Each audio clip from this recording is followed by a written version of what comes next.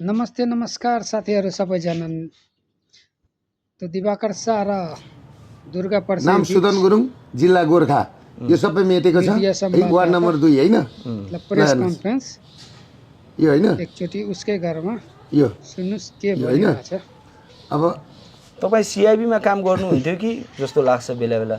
तपाईको प्रमाणहरू हेर्दा त नागरिकता वंशज हैन, बमोजिम नागरिकताको प्रमाणपत्र दिएको मिति 2076 5 महिना 22 गते।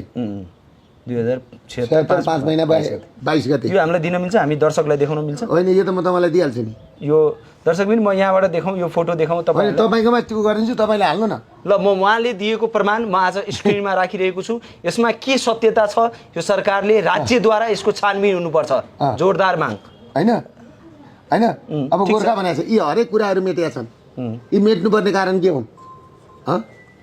यी मेट्नुपर्ने कारण के हो? डकुमेन्ट तपाईँले कहाँबाट आउँछ? यो मेट्नुपर्ने कारण के हो? अब म अहिले तपाईँलाई अर्को कुरो देखाउँछु। यिनीहरूको लाइभ छ मसँग, लाइभ तपाईँले हेर्नु होला। अब तपाईँको यहाँ तपाईँले त जेनजीहरूले व्यापक कल गरेछन् है?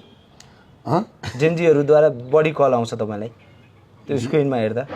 म नाम लिन कसैको हैन, सबै आउँछ, जम्मै आउँछ, कनेक्सन सबै ठिक छ।